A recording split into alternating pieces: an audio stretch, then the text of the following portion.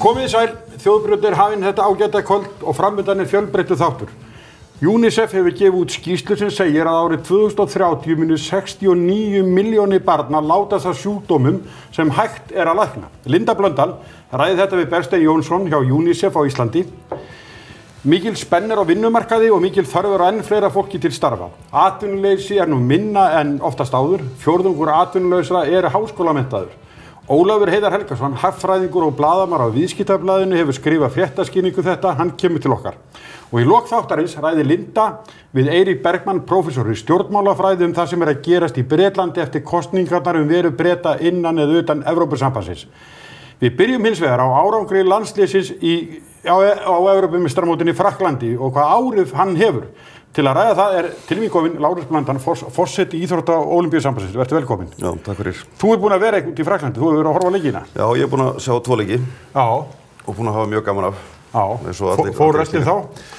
Reyndar byrjaði þetta nú með hefðbundinni hálsbólgu en ég veist að það hef ekkert bætt stöðuna. en þetta búið að vera svakalega gaman og reyndar alveg ótrúlegt bara fyrir alla íþróttaunnendur á Íslandi að fá tækifæri til að taka þátt í svona veislu. Já, en fyrir þig sem forseti Íþróttasambandsins, þá væntanlega situr þú í svona heiðurstúku.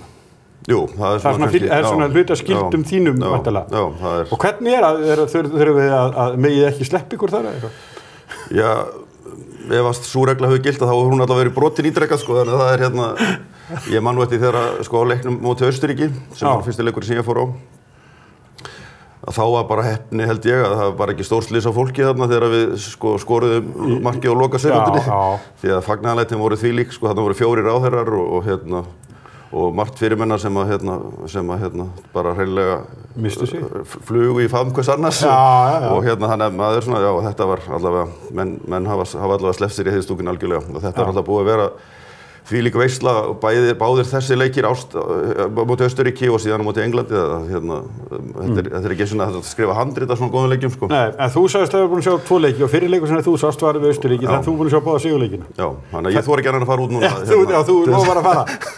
Ég held að maður verða að gera það enda náttúrulega bara það er verið að skrifa sögu íþróttan á Íslandi núna með hverjum einasta leik alveg frá fyrsta leikir því að við erum þetta er náttúrulega fyrst skipti sem við komumst inn á Evrópumótið úrslitakeppnina og menn undruðu sig mjög á því og síðan náttúrulega hefur hver leikur eftir að við komumst inn í raun og veru verið nýr sigur. Já, nýr sigur, já.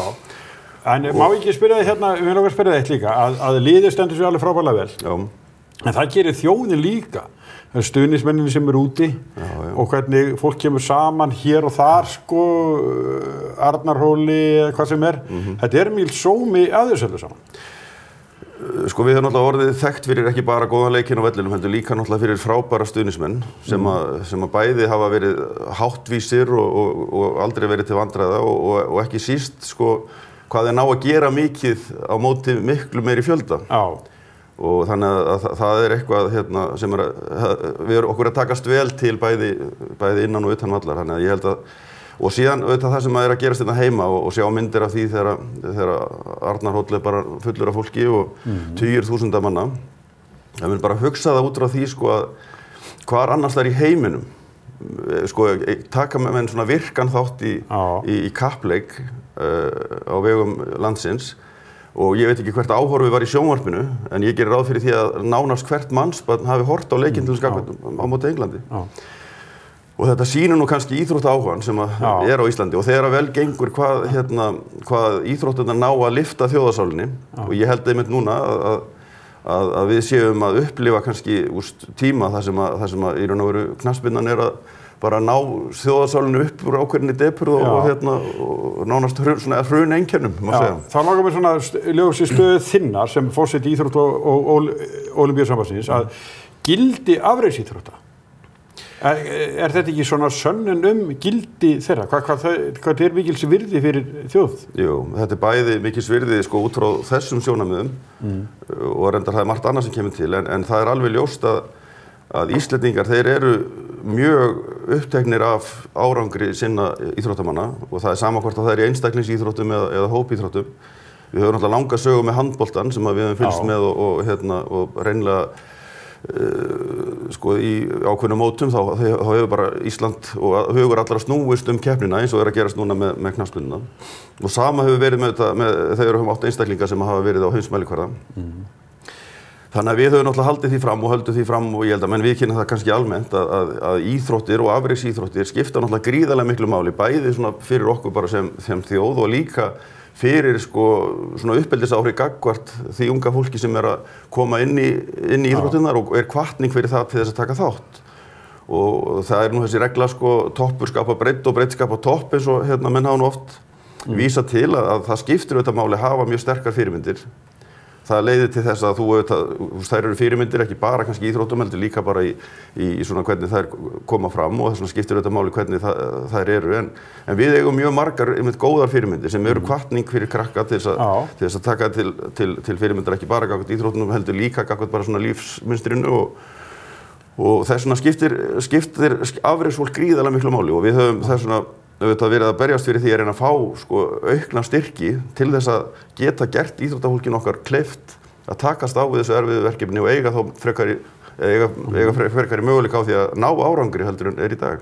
Já, og framöndan eru ólympíuleikar, það ekkert lát á þessu, það verður að fara í aðra svona stóra umfangsmikla keppni sem sjálfur ólympíuleikarnir og það nú ýmislegt sko sem að svona gefa góð fyrirheit þar, það eins og ég nefni bara Hrafnhildur Lúthersdóttur til dæmis sem að og Eygló og og svo frjálsíþróttir bara víðar sko Anita og en þetta lítur mikið umfang að halda utan þetta allt saman og gera þessu fólki kleift að vera það sem þau eru. Já, mikil ósköp og það auðvitað mótin eru auðvitað eitt og þau kosta mikið en það þarf auðvitað líka að búa þessu fólki umgjörð á milli keppnina og gera þeim kleift að stunda æfingar við bestu aðstæður og ná að hámarka sín árangur. Og það raunverulega þar sem að sko hnífurinn stendur svolítið í kunni sko að okkar mati að við þurfum miklu meiri peninga heldur en núna lagt í þennan málaflokk og menn geta bara áttað sig á því þegar staðan svo að ég reynda bara fyrir 3-4 árum eða 4-5 árum þá var styrkurinn inn í afreksjóð frá ríkinu 25 til 35 milljónir.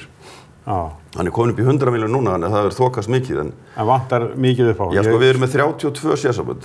Þannig að menn áttu sig á því sko ef við ætlaðum að deila því niður. Við getum bara tekið dæmi sko við höfum nú verið að vinna í þessu og ég hef verið í viðræðum við menntamálaráðherra núna frá byrjun síðasta árs sem sagt að grípa til svona aðgerða vegna þessa og við létum taka saman skýrslu svona stöðumála svona með samanburði við nágrannalöndin og þau lönd sem við erum svona almennt að bera okkur saman við og þar svona kemur margt svona mjög áhugavert í ljós. Til dæmis það að ef við tökum bara HSI á Íslandi sem náttúrulega í fremstu röð í heiminum og náttúrulega haldið út í landsliðum bæði karla og kvenna og í öllum aldursflokkum sem það sama náttúrulega og önnur sambærileg sérsambönd gera. Þeir voru að fá held ég á þessu viðmiðunarári sem minnir hafi verið 2013 20 milljónir í styrk frá afreksíðu. Á sama tíma var handknattleikssambandið í Danmörku að fá 350 milljónir. Þannig að menn sjáum við sko samhengið. Aðstöðumunurinn þetta mikill. Hann reyndar miklu meiri sko vegna þess að þeirra tekjur sem sagt þeirra sjálfsaflafé síðan margfalt meira heldur en við getum nokkuð tíma náð hér sko. Það sem möguleika þeirra til að fjármagna sig sko eftir öðrum liðum líka miklu meiri sko. En að þessu öllu sögðu, gerir þeir vonir að árangurinn núna sem svona augljós og allir þátttakendur í að það hjálpi ykkur til að efla þennan afreksjóð enn frekar að skilningurinn á afreksíþróttum komi jafnvel til með að aukast? Já, ég hef trú á því að árangurinn núna og árangurinn sem við höfum verið að ná bara undanförnum árum. Við höfum náttúrulega mörg dæmi frábæran árangur. Núna bara síðast sko voru blagliðin okkar, kalla og kvenna, að ná að vinna mót og lyfta sér upp á næsta level sem hefur ekki gerst áður svo í munni. Og við erum með náttúrulega sko körfuboltan inn á Evrópumótinu fyrra, handboltan, bæði heimsmeistaramóti og Evrópumóti. Þetta náttúrulega, þegar maður fer heiminn og að tala við og sérstaklega eftir að knattspyrnan komst inn á EM sko, þá bara spyrja menn sig sko hvernig í ósköpunum þetta hægt að 300.000 manna þjóð geti þetta. En það hins vegar þannig að KSÍ hefur reyndar góð fjárráð eins og hefur nú komið fram í fréttum að það eru miklu peningar í fótboltanum. Þeir eru sjálfbærir, það ekki að hjálpa þeim. Allavega við höfum verið að styrkja samt sko kvennafótboltan en karlafótboltinn klárlega sjálfbær en hins vegar eins og karvan og handboltinn og þetta bara slagsmál frá degi til dags til að geta gert bara lágmarkshluti Finnst þetta ósanngjarnt að þið þurfa að standa svo mikið í þessu? Já, sko, það auðvitað... Tíma ykkar illa varið? Já, þeirra sem að, sko, reka þessi sérsambönd, þau eru náttúrulega, og það er þekkt saga með svo HSI að það safnast upp skuldir og það þarf að leysa úr vandamálum með reglulegu millibili og það er bara vegna þess að menn ekki að njóta styrkja sem að þarf til þess að geta rekið það starf sem við viljum að sé staðið fyrir til að ná þeim árangri sem Íslendingar gera kröfu það kostar peninga að ná árangri og það má alveg segja kannski að ég var bara að lesa það í frétt hérna í morgun sko að hérna það sem var verið að íslenskur knattspyrnu maður gamall sem að býr erlendis sko að var að segja frá breytingunum sem orðið með Lagerbäck að umgjörinn hefur breyst og menn hafa lagt meira í þetta og nú menn bara að gera þetta meira professional sko fyrir utan náttúrulega það er náttúrulega frábæri þjálfarar hérna við störf núna en það breytir því ekki að menn þurfa að kosta til þess að ná árangri. Við höfum náð alveg ótrúlegum árangri án þess að hafa mikla fjármuni en það er ekki sanngjarnt kannski gagnvart sko íþróttahreyfingunni og sérstaklega þessum sérsamböndum sem eins og handknattleikssamböndunum sem hefur verið að standa sig mjög vel að þurfa endalaust að vera í fjárhagsvandræðum og þurfa endalaust að standa í því að vera nánast að bjarga sér sko frá degi til dags og við þurfum við auðvitað getum við aldrei náð því kannski að vera sambærileg eins og við Danmörk en enda höfum við ekki lagt upp með það við höfum eins og verið sagt að við þyrftum að fá kannski heildina inn í afreysi á svona 600 milljónir, 630 milljónir til þess að við getum sagt að við erum svona orðin samkeppnisfær en eins og sér það þá er eitt sérsamband í Danmörk að fá 350 þannig að við erum ekki að tala að við séum að reynda að nálgast það að við séum að fá það sama en það er himinn og haf á milli þess að vera að fá eins og við fengum sko lengst af 20, 30, 40 milljónir og það að fá slíkar upphæðir og við höfum fengið hækkun upp í 100 milljónir og ég veit að menntamálaráðherra er mjög áhugasamur að reyna að bæta úr eins og reynda að koma fram í viðtali við hann í fréttablaðinu í gær. Já, en Lárus, hér verður endur. Ég bara þakka þér mikið vel fyrir komuna á þessar upplýsingar og góða ferð til Frakklands. Já, takk fyrir, kærlega.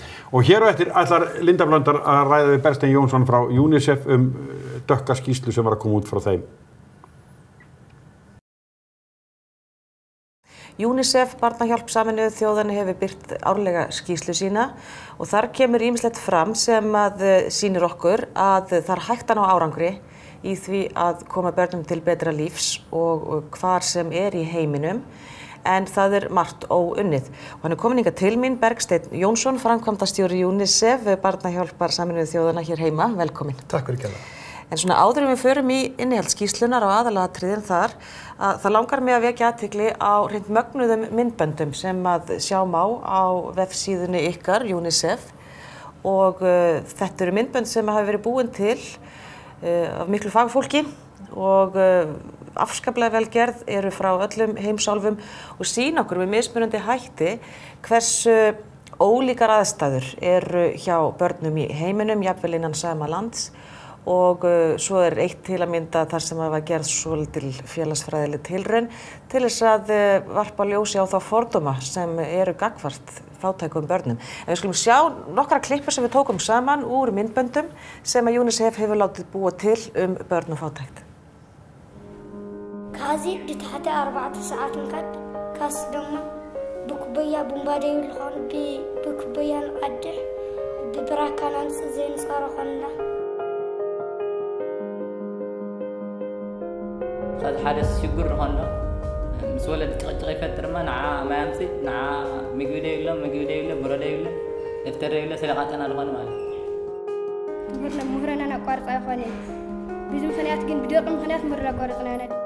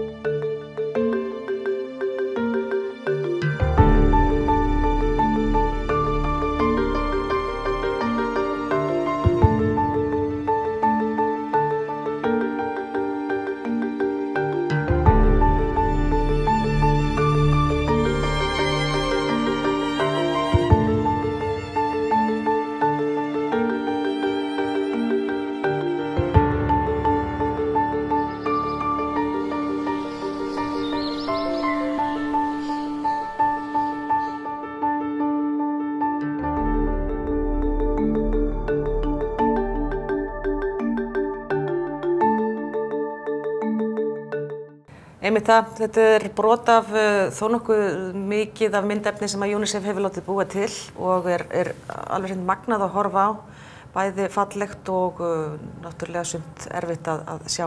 En Bergsteinn Jónsson, framkvæmdastjóri UNICEF, helstu atriðin í ársskýrslunni. Dragðu upp þessa mynd sem við sjáum núna eftir heimsálfum og svo framvegis. Já, ég myndi að segja að þessi skýrsla, nú kemur hún í kjölfarið að ný þróunarmarkmið voru samþykkt á síðasta ári. Hún dálítið að benda á hvar við verðum að stíga niður fæti í framhaldinu. Næstu 15 ár þegar að ný þróunarmarkmið, heimsmarkmiðin gilda. 2030. 2015 til 2030. Já, þannig að UNICEF telur að mikilvægt að hnykkja á því hversu ógnar mikilvægt það að ná til þeirra verst stöddu. Maður sér að Suður-Súdan, það svæði, þar kannski mesti fjöldi barna sem að þarf hjálp eða hvað. Við sjáum líka að miðað við þróun mála mun árið 2030 69 milljón börn undir 5 ára deyja vegna sjúkdóma sem að mestu auðvelt að lækna. Já, á þessu tímabili. Já. Ef að framfer sem horf, þannig að ef við bætum ekki í, og auðvitað verðum við að taka til greina það, við höfum náð miklum árangri, barnadauði hefur lækkað 53% síðan 1990 þrátt fyrir fólksfjölda, þannig að því ber að fagna. En við verðum að gefa í ef við ætlum að ná almennilegum árangri, ef við ætlum að reyna að standa við þessi heit sem eru í nýju þróunarmarkmiðunum að lækka hlutina niður í 0. Niður í 0? Já, eða þess að reyna okkar best að útrýma barnadauðanum og þá þurfum við að bæta verulega í. Já, þetta mjög hávært ákall þegar maður les þessar spádómstölur að miðað við þróun mála mun sem sé á þessu tímabili lokið 167 milljón barna búa við sárafátækt. Já. 750 milljón konur verða þá í hjónaböndum sem að þær voru þvingaðar í sem stúlkur. Þetta mjög hávært ákall. Þetta það, enda þarf það að vera það og í rauninni þetta svo mikilvægt núna þegar við stöndum á þessu þröskuldi að við erum búin að marka okkur sem heimur stefnu hvert við viljum fara og á meðan að þúsaldarmarkmiðin sem voru á undan þessum þróunarmarkmiðum sem voru samþykkt núna í september í síðasta ári, þau fókusuðu mikið bara á meðaltöl landa, þau voru samin bara af diplomötum í kjallaranum á Sameinuðu þjóðabyggingunni, að þá eru þessi nýju markmið, það var gífurlegt samráð þegar þau voru samin og allir fengnir á borðinu, börn og ungmenni, viðskiptalífið og rosalega víðtækt milljónum manna tóku þátt í þessari stefnumótun í rauninni, sem dálítið að taka á sviðunum sem við náðum ekki að sinna nógu vel með þessum þúsaldarmarkmiðum. Þannig að þið breyttu þá vinnubrögðunum, þið breyttu aðferðafræðinni. Já, Sameinuðu þjóðirnar rauninni breyttu þessum vinnubrögðum til þess að læra, til þess að gera betur heldur við gerum með þúsaldarmarkmiðunum. Og fá nánari upplýsingar hvað.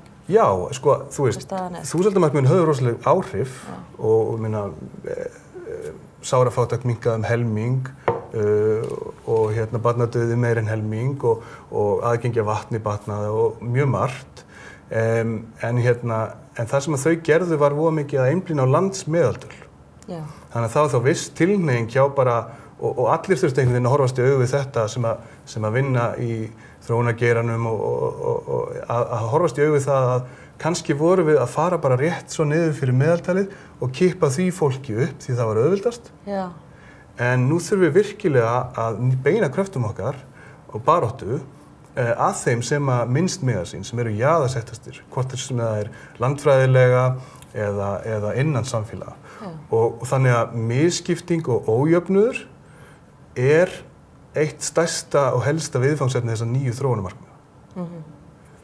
Það þá að skoða innan samfélagana hvar þessi börn sem sé lenda bara utan rammans.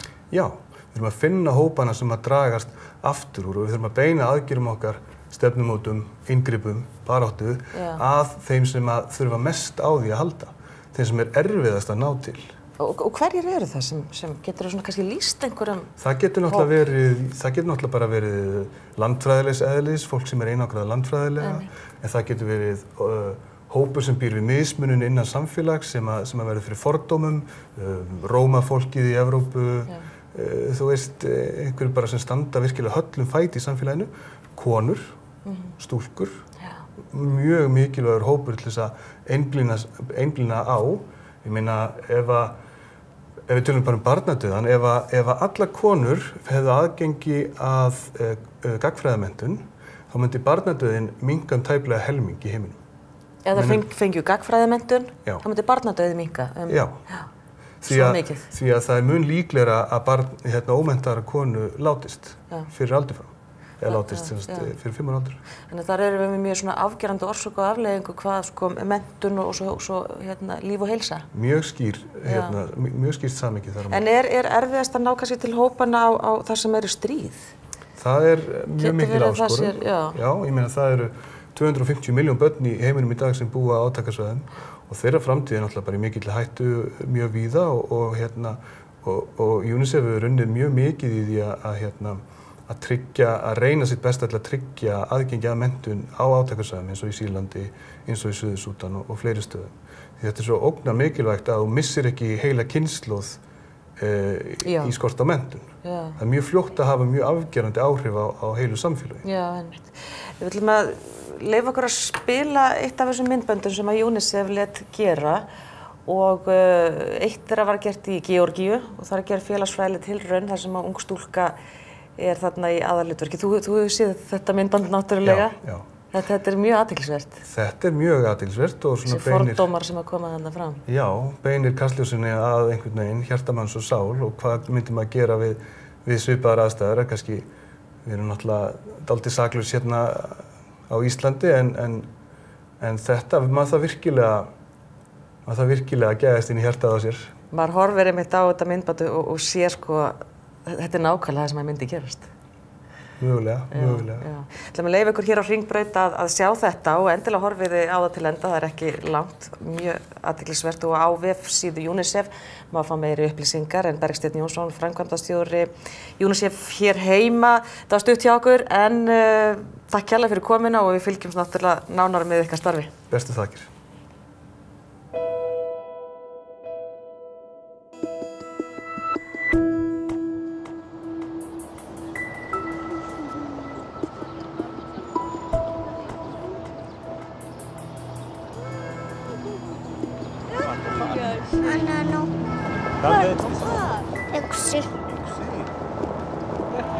أخلص خروج بديران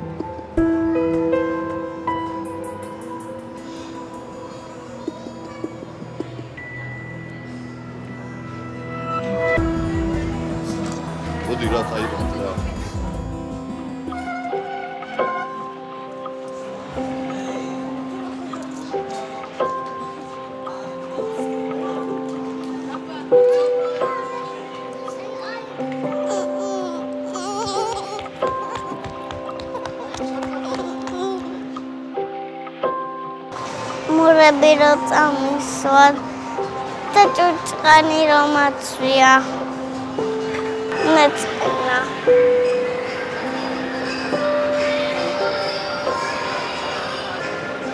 Glavi. Tadi snummeuna voda.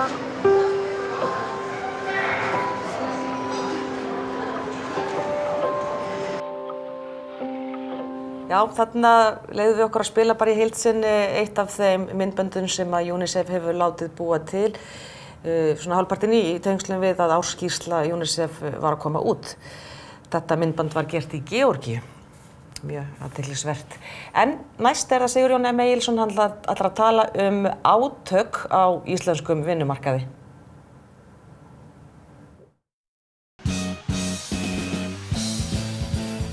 Já, við höldum áfram í umræðinni hér á Þjóðbraut. Ólafur Heiðar Helgason, hagfræðingur og blaðamaður á Viðskiptablaðinu hefur unnið merka fréttaskýringu vaxandi spennu á vinnumarkaði. Mörg fyrirtæki þurfa að fjölga starfsmönnum og sum þeirra bráðvanta fólk. Ólafur Heiðar Helgason, velkomin. Takk. Ef við byrjum að skoðum atvinnuþátttökuna, það eitt af því sem þú tekur fyrir. Já. Hún hefur bara sjaldan verið meiri. Sjaldan verið meiri. Já. Og það athyglisvert, við skoðum bara tölurnar, þá var atvinnuþátttaka og undir 80% hérna á tímabili, en ennum komin upp í 85% eitthvað svoleiðis. Og það þýðir bara að það eru mörg þúsund manns sem eru að koma einhvern veginn aftur inn á vinnumarkaðinn eftir að hafa verið út á hann, virðist vera. Já. Þannig að það raunverulega ekki hægt að tala neitt atvinnuleysi í landinu, þeir eru bara ekki með vinnu sem einhver hluta vegna geta varla unnið. Já, sko. Eða það gróft að segja þannig kannski? Já, þetta alltaf einhver hluti mannablans sem að getur ekki unnið af einhverja ástæði. En ef við skoðum bara atvinnuleysið, þá mjög athyglisvert að sjá að langtíma atvinnuleysi, það eiginlega bara horfið. Hérna 2010-2011 þá var kannski helmingur fólks sem var að leita sér að vinna á annað borð búið að vera að leita sér vinnu í 6 mánuði eða lengur. En nú eiginlega bara finnur fólk sér vinnu innan nokkra mánuða. Já, og meira að segja þurft að vera með allskyns aðferðir og aðgerðir til að stöðva það að fólk yrði langvarandi atvinnulaust. Já, einmitt. En sá vandi ekki til staðar núna? Reyndar þá virðast tölurnar benda til þess að hann setji staðar. Það eins og það sé hópur af fólki sem að bara dottir út af vinnumarkaðnum. Við sáum það sem sagt að sá hópur fólks sem að gat unnið en var ekki að leita sér að vinnu. Var bara 1% af fólki hérna 2010 en nú komur upp í 3,4% af mannaflanum. Sem meiri þreföldun. Já, samkvæmt rannsóknum Hagstofunnar. Og þannig að á sama tíma og þeir sem á annað borð að leita vinnu, eða mjög auðvelt með að finna vinnu, þá virðist sem að það sé hluti fólk sem bara alls ekki að leita vinnu og bara búið að gefast upp á því. Og annað í þessu líka, ef við horfum til þeirra sem eru atvinnulausir, að þá kemur ný mynd fram og það það hversu margir þeirra eru háskólamenntaðir. Já, það bara fjórðungur atvinnulausra sem eru háskólamenntaðir og það hlutfall hefur farið vaxandi. Að vísu ekkert sérstaklega hratt, en hérna, sem sagt, í þessari grein sem þú ert að nefna, þar, sem sagt, talar forstjóri Vinnumálastofnunar að það sé áhyggjuefni, hversu illa gengur að finna vinnu fyrir þá sem að, sem sagt, hafa jafnvel aflað sér menntunar í atvinnuleysinu. En það spurningu það hvort að við séum búin að mennta og mikið í einhverjum ákveðnum greinum og þess vegna sé bara ekki pláss, að vanti ekki? Já, svo kemur það líka. Við sjáum það til dæmis með lögfræðimennta að hérna fyrir hrun þá voru bara, þú veist, 2 lögfræðimenntaðir atvinnulausir á hverjum tíma eða eitthvað leys. En sá fjöldi hefur farið vaxandi. Og það bara eitt dæmi svona grein svo ég nefni eitthvað sko. Þannig að það ekki sniðugt upp á svona lífsafkomuna að fara í lögfræði. Nei, en þetta breytt mynd, það það sem við erum að segja. Það breytt mynd, virðist vera fyrir fólk.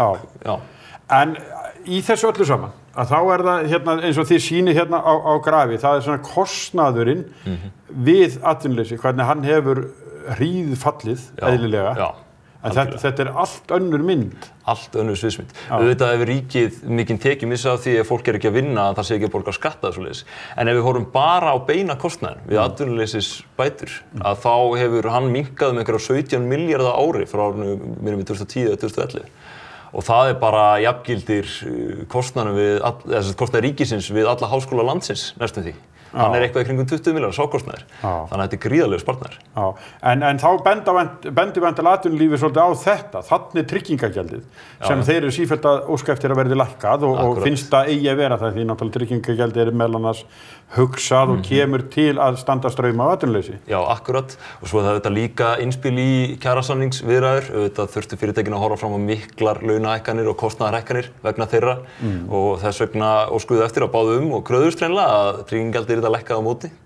Það sporna við því. Já, en svo það annað að við náum ekkert að manna þau störf sem við þurfum á að halda. Það virðist vera. Já, sko, það flytja margir útlendingar að koma margir útlendingar til Íslands vegna þessa. Algjörlega. Við sjáum það bara núna að 40% fyrirtækja vilja bæta við sér starfsfólki sem alltaf bara gjörbreyting á skömmum tíma. Og ég held að samtök atvinnulífsins hafi gefið frá sér greiningu mann rétt fyrir þessu ári þar sem talað að það þyrfti bara 1000 til 2000 erlenda starfsmenn á ári að flytja til landsins í rauninni til þess að anna eftirspurn eftir vinnuafli. Já.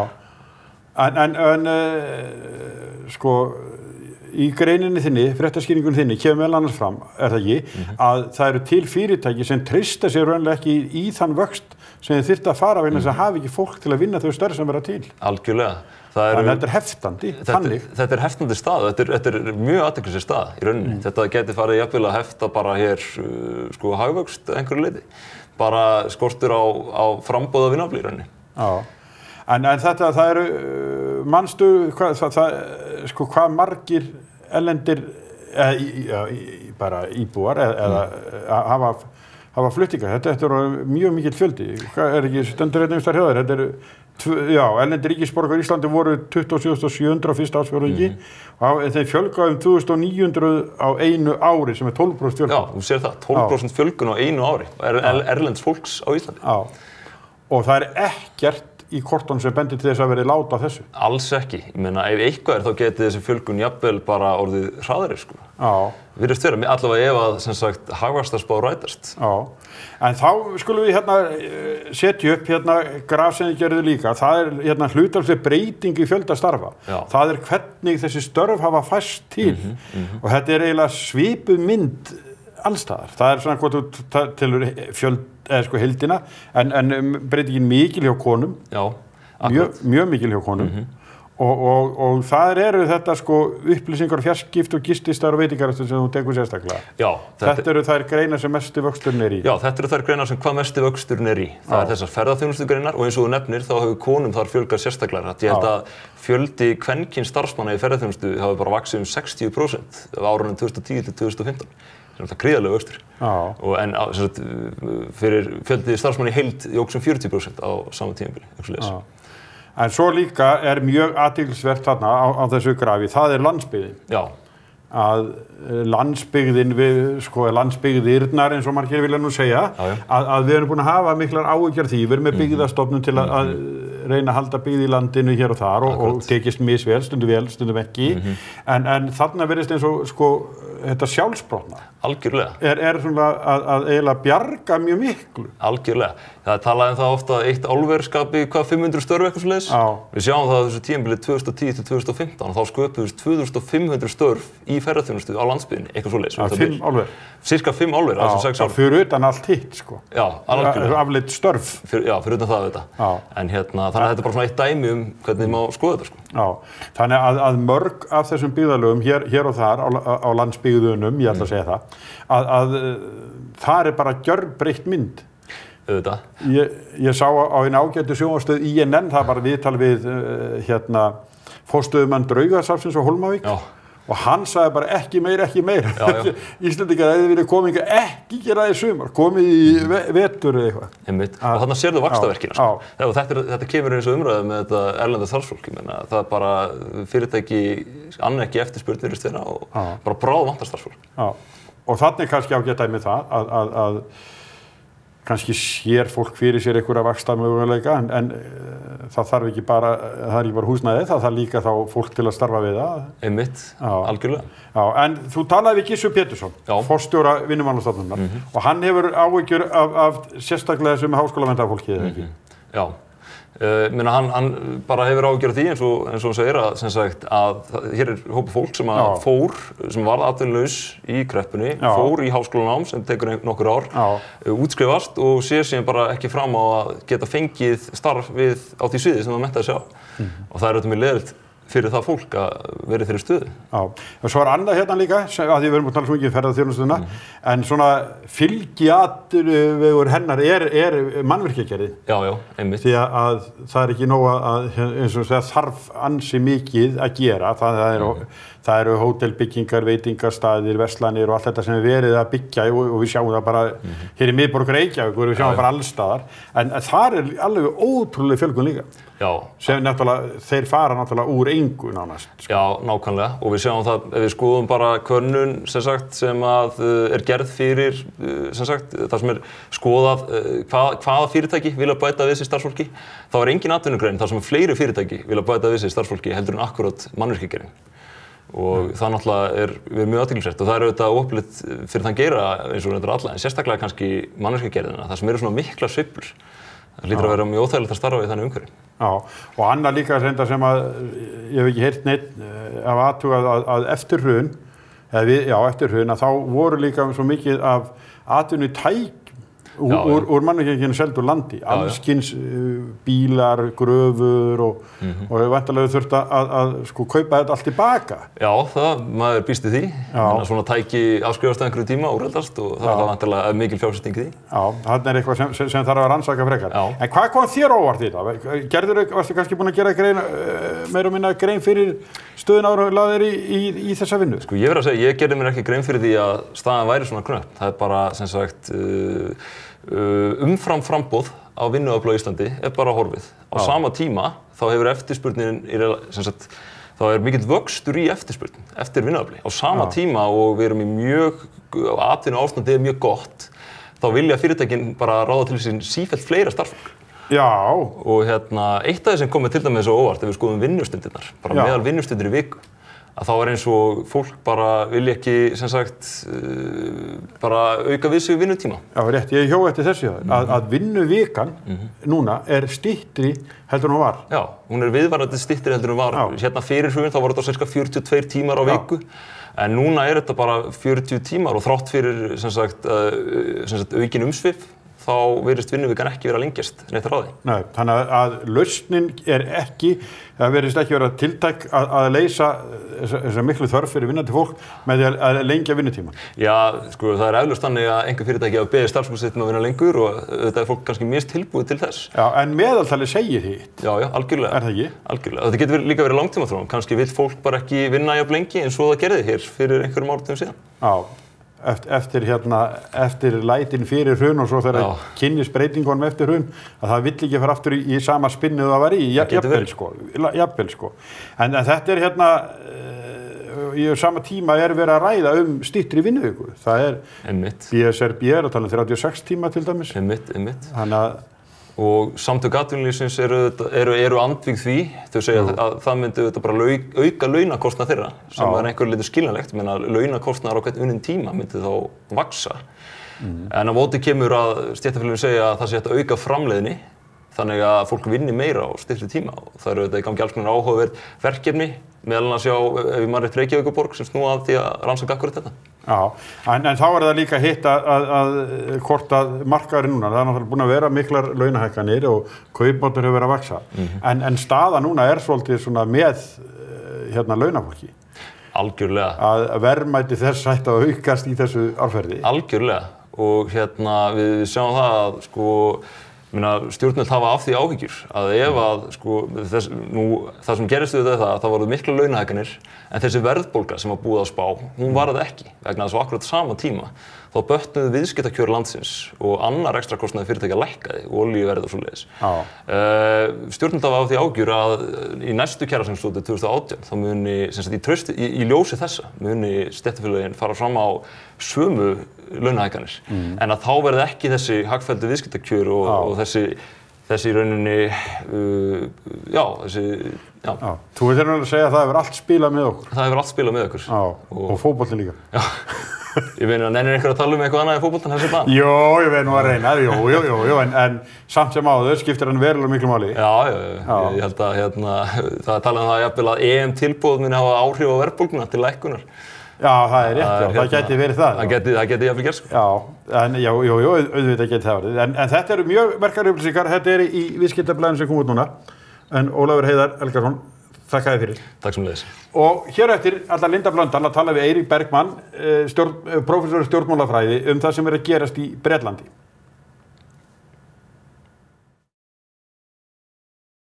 Og við höldum áfram hér á þjóðbrautinni og við ætlum að tala stóra málið í Evrópu, framtíð Evrópusambandsins og fleiri Evrópuríkja náttúrulega og bara framtíð álfunnar. Brexit eða kosningin útgöngu Breta úr ESB frá því á 5. hefur hrint af stað atburðarás í Evrópu sem enginn sér fyrir hvernig fer. Úrslit þjóðaratkvæðagreiðslunnar varpaði meðal annars ljósi á klofning meðal ensku þjóðarinnar, til dæmis til innflytjendamála og afleiðingin náttúrulega mjög slæm fyrir efnahag margra fyrirtækja og fjármálafyrirtækja. Virði Barclays og Royal Bank of Scotland til dæmis hefur fallið 30%. Og svo farið að tala Frexit, mögulega útgöngu Frakka líka úr Evrópusambandinu og Nexit sem kallað þetta fyrirbæri varðandi Holland, the Netherlands. Og svo segja nú gárungarnir reyndar að ef að Svíþjóð ætlar að gera þetta þá verður það kallað Sexit. En Eiríkur Bergmann, stjórnmálafræðingur, hann sestur hér. Þetta verða svona kannski svolítið fyndnir orðaleikir.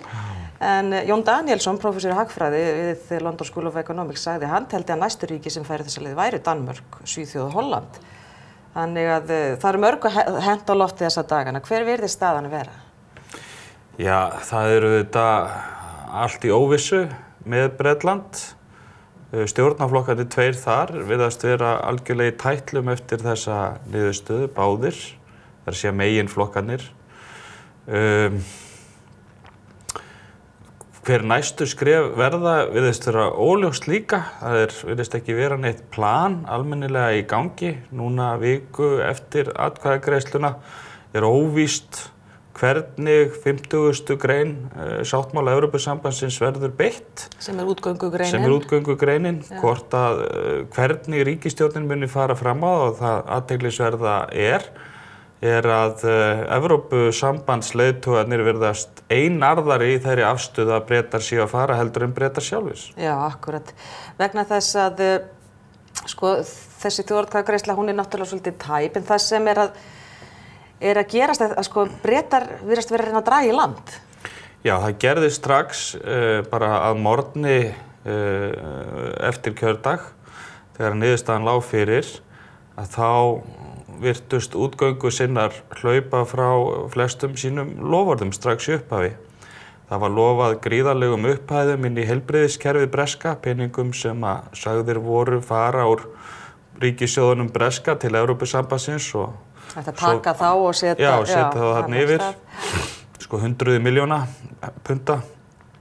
Svo kom í ljós að þessi peningar eru auðvitað ekkert á lausu. Þeir koma aftur inn í breskt hagkerfi og inn þá aðra staði. Því var líka lofað að 50. greinin yrði beitt strax, bara leið og niðurstaðan lagi fyrir. Og nú vita menn ekki hvernig þeir ætla að gera þetta.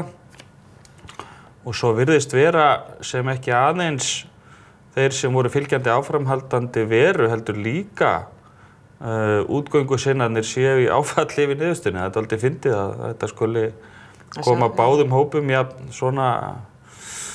koma svona brátt að báðum hópum. En þetta kannski ekkert eins einfalt á það hljómar í fyrstu. Þurfa þá þingin ekki, skoska þingið og breska þingið, að samþykkja lagabreytingar svo að þessi 50. grein það verði kvittað undir hana og það minnihluti fyrir útgöngu á báðum þessum þingum? Lögformlega leiðinni þannig að breska þingið þarf að samþykkja útgönguna eða sem sé að fara fram á útgönguna. Og breska þingið fullvaldurinn í Bretlandi. Þjóðin ekki fullvaldurinn. Fullvaldurinn þingið. Það það sem að ræður þessu og þessi atkvæðagreiðsla aðeins ráðgefandi. Hún hefur nákvæmlega sömu stöðu stjórnskipunarlega og atkvæðagreiðslan hérna stjórnarskrána haustið 2012, bara til þess að setja í samhengi við það sem hér hefur verið gert. Þá hefur hún nákvæmlega sömu stöðu. Þá var niðurstaða þeirrar atkvæðagreiðslu hér hunsuð. Þingið ákvað að framkvæma ekki niðurstöðu þeirra þjóðaratkvæðagreiðslu hér haustið 2012. Og ef að breska þingið myndi hunsa þessa niðurstöðu í Bretlandi þá er það eins fyrirbæri. Það skiptir ekki máli hver kjörsóknin Jú, skiptir en sko formlega gerir það ekki. Já, formið, ég horfum bara það. Og kannski pólitískt auðvitað útilokað að hunsa þessa niðurstöðu. Og svo þetta, Skotland, aðkoma skoska þingsins óljós, það nú eitt af því furðulega í þessu. Af hverju svo aðkoma svona óljós. Lögformlega getur skoska þingið rauninni ekki stöðvað þetta. Þeir geta ekki stöðvað þetta? Ekki lögformlega, en það búið að lofa þeim svo miklum breytingum. Í kjölfarið á þjóðaratkvæðagreiðslunum Skotland, að í því fólust loforð að þau myndu koma að svona ákvörðunum. Já, einmitt, og verða þá náttúrulega áfram aftur af Bretlandi, en það væri þá pólitískt mögulegt að veita Skotum kannski þetta vald og fara þá leiðina og virkja það ekki 50. greinin en... Síðan það að þingmenn á Bretlandi eins og hér eru einvörðungu bundnir af samvisku sinni, ekki niðurstöðum í þessari þjóðaratkvæðagreiðslu. Það það sem gerir þessa þjóðaratkvæðagreiðslu dálítið sérstaka, hún er ekki umtiltekinn samning eða eitthvað slíkt sko. En hverjir eru þá sko fólkið í þessu samhengi? Því að skosku þingmennirnir á breska þinginu í London, þeir telja sig alls ekki bundna þessari niðurstöðu. Þeir telja sig miklu frekar bundna af niðurstöðunni sem var í Skotlandi. Já, einmitt. Hvað kom út úr þeim stað? Þannig að þeir segja að þeirra lýðræðislega leiðbenning sé að vera áfram. Já. Og þannig að það alls konar svona hluti sem setja þetta í loft upp. Og Nicola Sturgeon, ráðherra skosku heimastjórnarinnar, hún fór til Brussel að ræða mögulega áframveru Skota í Evrópusambandinu þó svo að Englendingar og Wales færu. Þannig að það alls konar svona hugmyndir uppi. Það svolítið farsakent kannski á... Já, en það til fordæmi fyrir þessu. Það til annað ríki inn í Evrópusambandinu sem þrískipt og aðeins einn hluti þess inn í Evrópusambandinu. Danska konungsdæmið þrískipt ríki. Það sem þú veit með Danmörku, Grænland og Færeyjar.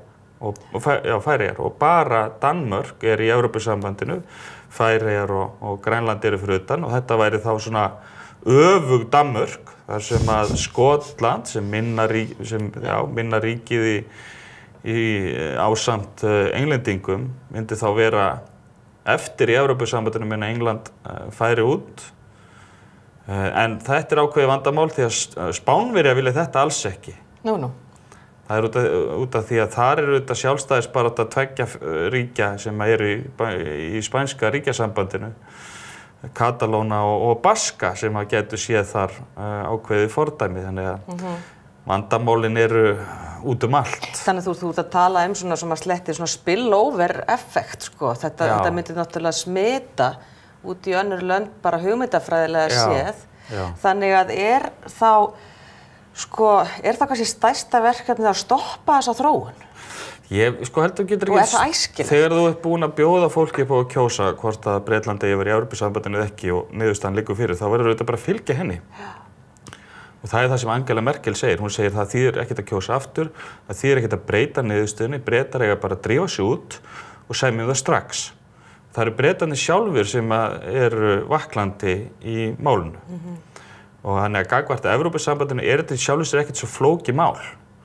Þeir losna við svona óþægilegan ljá í þúfu sem að Bretar hafa verið inn í Evrópusambandinu.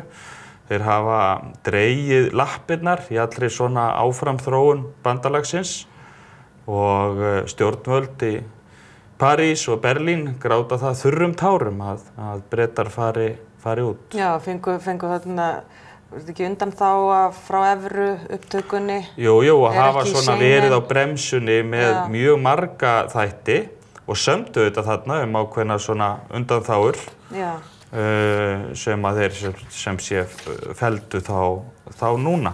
En svo fólk að tala önnur ríki hvort að þau fari að fordæmi Breta og gangi út, þá sýnist mér það nú ekki vera. Það eiginlega bara eitt ríki þar sem að meirihluta stuðningur gæti mögulega verið fyrir slíku og það Danmörk.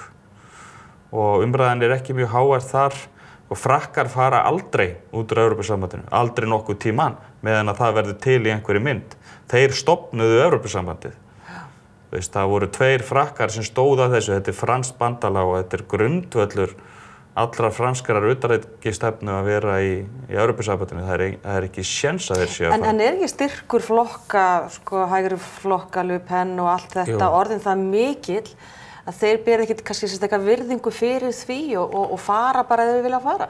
Jú, en þetta nú ekki flokka með neitt meirihlutastuðning. Þeir hafa náð sko, gríðarlega miklu stuðningi, kannski fjórðungi og svona 8/3, en það þýðir að það eru þá 2/3 eða 3/4 sem eru annarra skoðunar. Já, en uppgangur þessara flokka eins og nú svo mikið talað heldur já, ég meina ef þeir styrkjast áfram þá gæti þetta náttúrulega farið þá leiðina. Þetta getur það og þá ertu nú alltaf að tala bara sko einhverja ógnaröld í álfunni á nýjanleik ef að svo færi. Svona þróun gengur yfirleitt í bylgjum. Við þekkjum ágætlega þessar bylgjur þjóðernispopulisma og það rísa en það hjaðna líka. Og það þannig að sko forsagan segir okkur að svona þjóðernisbylgja sem greinilega öflugri heldur en oft áður að hún ætti að hjaðna. En varðandi svona frjálst flæði til dæmis vinnuafls segjum að breytarnir gangi úr Evrópusambandinu að því maður nú alltaf að hugsa fótbolta þessa dagina. Knattspyrnumenn sem að spila þá í Englandi myndu allir þurfa að sækja með atvinnuleyfi. Já, sko þarna kemur náttúrulega að því hvernig útgangan yrði. Já, hvernig samningur útgangu, sko, líklegasta niðurstaðan, og maður tala nú bara mannamál, sko, svo að Bretar semji nokkurn veginn allt sem að í aðild felst og kalli það bara eitthvað allt annað. Já. Þannig að fátt breytist á endunum, en þeir hafa 2 ósamrýmanleg markmið og það vandamálið. Þeir vilja sko út af hinum sameiginlega vinnumarkaði, en þeir vilja vera inni á innri markaði Evrópusambandsins og þetta tvennt gengur ekki upp. Ertu að tala bara að vera þá í stöðunni sem Ísland í? Við erum inn á, já, en við mínus vinnumarkaðurinn, því að við erum inn á vinnumarkaðinum og forsenda samningsins svo að við tökum yfir allan innri markað Evrópusambandsins í heild sinni, öll hinn 4 frelsi svo kölluð sem að fela í sér frelsi í vöruviðskiptum, þjónustuviðskiptum, fjármálsviðskiptum og svo líka opin vinnumarkað þar sem að fólk getur fært sig á milli allra þessara landa frjálst í leitað atvinnu. Þetta ferhyrningur sem þú rýfur ekki, en Bretar vilja bara 3 parta af þessu fjórfrelsi og þar stendur hnífurinn í kúnni. Þeir vilja þetta frjálst flæði fjármagns? Já, þeir ekki bara vilja það, heldur þeim það lífsnauðsynlegt ef að breska hagkerfið á að vera á pari við önnur sko á Vesturlöndum. Fjármálastarfsemin náttúrulega þeirra svona stærsta mjólkurkú kannski. Já, ég meina þeir hentu frá sér öllum iðnaði og fóru í þetta. Já, akkurat. Þannig að þeir hafa ekkert annað. Já. Sem auðvitað til dæmis í Þýskaland. Þýskaland sko á þeim tíma þegar að framleiðsla þótti datt úr tísku. Já, einmitt. Að þá héldu Þjóðverjar alla sína framleiðslu og alla sín iðnað meðan að Bretar kostuðu í öllu frá sér og hófu innráð sinna inn á fjármálamarkaðinn, en forsenda þess að það var hægt að vera inn á innri markaði Evrópusambandsins.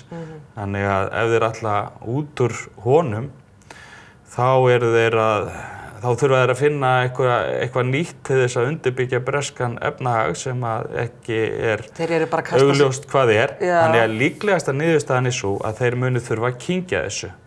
Þetta verður kannski samið eitthvað sem þeir geta haldið fram að fela í sér veigamikla breytingu, en hún verður þá eflaust ef ég þekki þessi mál rétt meira í orði heldur en á borði. Já, meiri svona til sýndar en Eiríkur Bergmann stjórnmálafræðingur, þetta náttúrulega spennandi þróun líka og alltaf eitthvað nýtt að gerast og mjög lærdómsríkt, en takk kærlega fyrir komuna á Þjóðbraut. Já, það einmitt það en við þökkum fyrir okkur í kvöld hér á Þjóðbrautinni á sjónvarpsstöðinni Hringbraut. En Þjóðbraut á sunnudegi verður að sjálfsögða sínum stað á milli 10 og 12 á sunnudagsmorgninum. Meðal gesta hjá Sigurjóni M. Egilssyni verður Guðjón Þórðarsson, fyrrverandi landsliðsþjálfari, sem hefur reynslu af því að leiða íslenska landsliðið inn á þjóðarleikvang Frakka. Við þökkum fyrir ykkur í kvöld og takk fyrir að vera með okkur, verið sæl.